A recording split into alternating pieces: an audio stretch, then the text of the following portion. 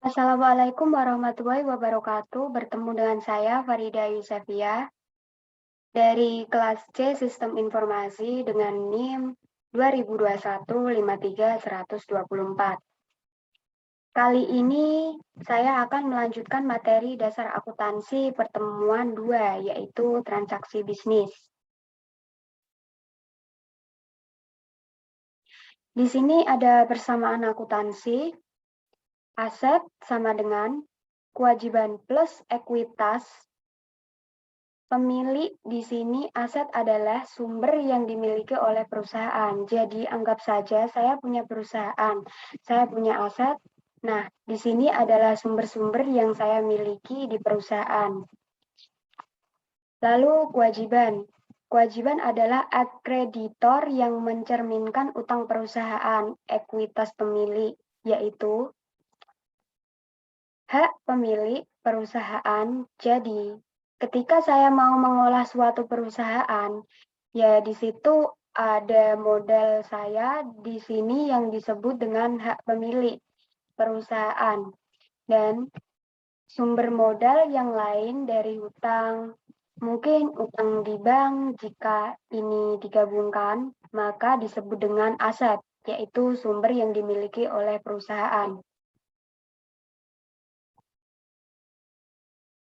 Lanjut, transaksi bisnis. Transaksi bisnis adalah peristiwa atau kondisi ekonomi yang secara langsung mengubah kondisi keuangan suatu entitas atau secara langsung mempengaruhi hasilnya. Transaksi bisnis ini merupakan transaksi output dari suatu perusahaan. Jadi, misal perusahaan saya bergerak di bidang penjualan. Nah, barang yang terjual oleh barang yang dijual ke konsumen ini merupakan transaksi bisnis. Misal, seperti kalau Anda belanja di Indomaret, di teller, atau kasir. Nah, di sini adalah proses transaksi bisnis. Contoh, tanggal 1 November, Chris Clark mendirikan perusahaan yang dinamakan Net Solution. Yang pertama, A. Chris Clark membuka rekening bank atas nama Net Solution dan menyetorkan dana sebesar $25.000 ke rekening tersebut. Nah, di sini disebut dengan aset. Aset, kas, masuk $25.000. Ekuitas pemilik, modal Chris Clark, $25.000, investasi oleh Chris Clark. Ya, jadi 25.000 uang Chris Clark yang masuk di sini ekuivalen dengan ekuitas pemilik. B. Net Solution memiliki tanah senilai $20.000. Dari mana banyaknya? Dari uang $20.000 ini digunakan untuk membeli tanah. Nah, di sini kas 25.000 digunakan untuk membeli tanah dan berkurang menjadi 20.000 sehingga saldo menjadi 5.000.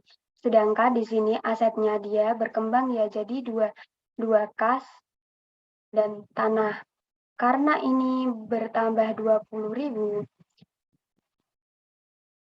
jadi 20.000-nya itu ke tanah dan 5.000-nya itu masuk di uang.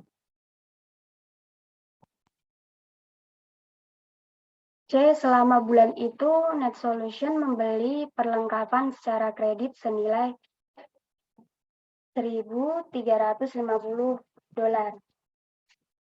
Maka di sini aset bertambah. Kenapa?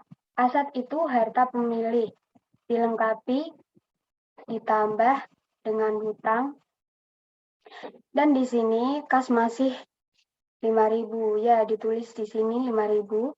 Terus tanah ini 20.000. Ditulis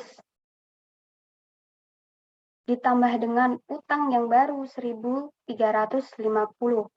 Jadi asetnya 5.000 plus 1.350.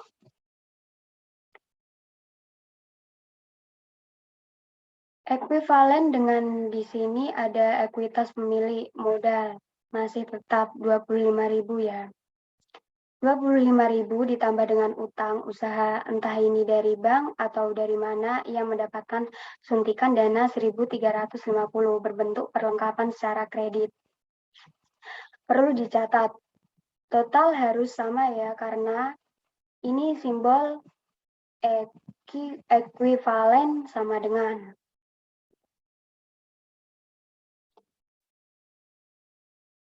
B. Net Solution memberikan jasa kepada pelanggan, membukukan pendapatan sebesar $7.500 dan menerima secara tunai. Nah, ini berarti pendapatan ya $7.500 berarti mendapat dan menerima secara tunai uang cash, sehingga di sini saldo bertambah, yang tadinya di sini 5.000, kas perlengkapan 1.350 dan tanah 20.000 di sini ditulis kas 5.000 ditambah 7.500 sehingga totalnya 12.500. Perlengkapan masih tetap 1.350. Tanah masih tetap 20.000. Kalau ini di total 25.000 ini dari modal Kriskak ditambah dengan mendapatkan jasa sebesar 7.500. Ini di total hasilnya $32.500 untuk utang usaha masih tetap 1.300. 7.500 adalah pendapatan jasa. Net Solution membayar beban-beban berikut. Gaji sebesar $2.125, lalu sewa sebesar $800, utilitas $450, dan yang lain-lain $275. Kalau di total, 2.125 ditambah 800 ditambah 275 itu sebesar 3.650. Dari kas ini 12.500 didapat dari mana? Dari slide sebelumnya.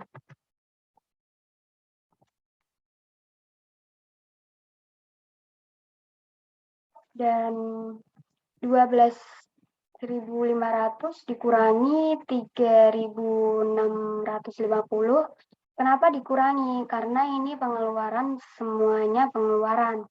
Sehingga saldo total 8.850 untuk perlengkapan masih tetap, untuk tanah masih tetap sama dengan utang usaha, masih tetap 1.350 dan modal 32.500 itu total dari saldo. $32.500 itu didapat dari dikurangi semua pengeluaran gaji. 32.500 ini yang tadi hasil tadi slide sebelumnya dikurangin 2.125 dikurangin 800 untuk sewa dan 450 utilitas, 275 untuk yang lainnya. Sehingga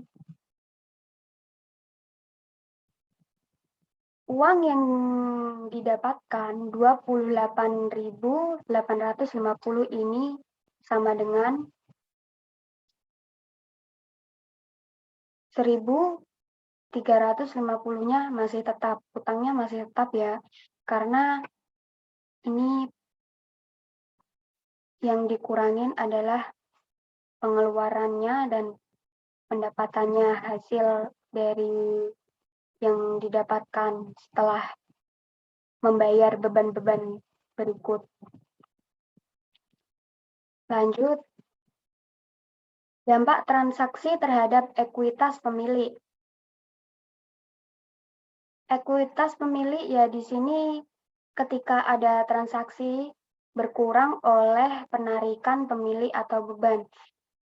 Jadi harta pemilik ini akan berkurang ketika ada penarikan dana, akan bertambah jika ada pendapatan atau investasi pemilik. Saya punya harta di perusahaan, dia akan bertambah jika perusahaan itu mendapatkan profit dan akan berkurang jika ada penarikan atau pembayaran atau pengeluaran. Nah, pengeluaran dengan pendapatan ini selisihnya disebut dengan laba bersih. Jadi harta saya berupa mendapatkan pendapatan beberapa digunakan untuk pengeluaran gaji, dana, dan berapa sisanya itu merupakan laba bersih. Kalau perusahaan yang sehat seharusnya mendapat lebih besar daripada pengeluaran. Kalau pengeluaran lebih besar maka dia minus.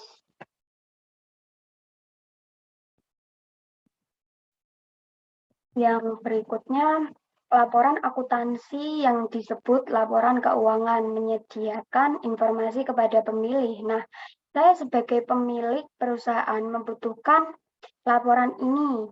Secara simpel dulu, untuk bulan ini saya mendapatkan laba berapa sih? Nah, itu disebut dengan laporan keuangan. Biasanya seorang manajer itu mendapat laporan keuangan dari anak buahnya yang berprofesi sebagai accounting atau orang akuntansi. Lanjut, laporan keuangan di sini ada laporan laba rugi. Laporan laba rugi merupakan rangkuman dari pendapatan dan beban selama periode waktu tertentu. Biasanya di sini bisa bulanan, bisa tahunan, atau pernah bulanan, atau bulan. Laporan ekuitas pemilik. Rangkuman dari perubahan suatu ekuitas pemilik selama periode waktu tertentu. Ini perubahan harta biasanya ini di akhir tahun. Neraca merupakan daftar dari aset, kewajiban, dan ekuitas pemilik pada tanggal tertentu. Nah, di akuntansi itu ada istilah neraca, yaitu daftar dari aset. Aset kita apa aja, terus kewajiban atau beban bayar kita apa aja, termasuk tadi digaji dan lain-lain, dan harta ekuitas pemilik pada waktu tertentu. Laporan arus kas merupakan rangkuman dari penerimaan dan pengeluaran kas selama periode waktu tertentu. Tadi di keuangan ada kas, nah kas kita bertambah atau berkurang. Rangkuman dari proses itu merupakan laporan arus kas.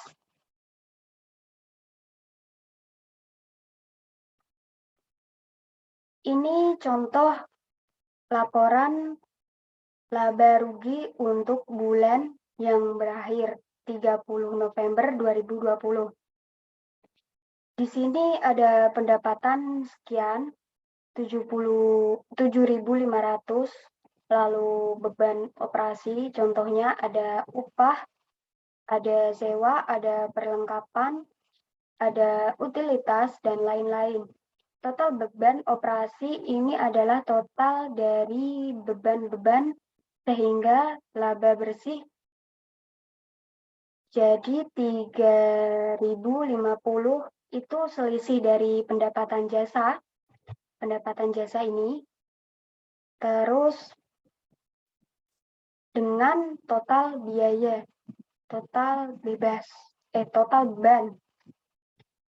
Masuk ke laporan ekuitas pemilik sebesar 3.050.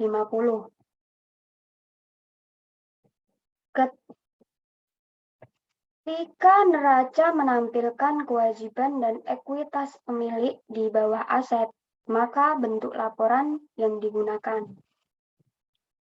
Oke, terima kasih. Ya, kiranya segini dulu video pertemuan kedua dari saya. Kurang lebihnya minta maaf bila ada salah kata. Wassalamualaikum warahmatullahi wabarakatuh.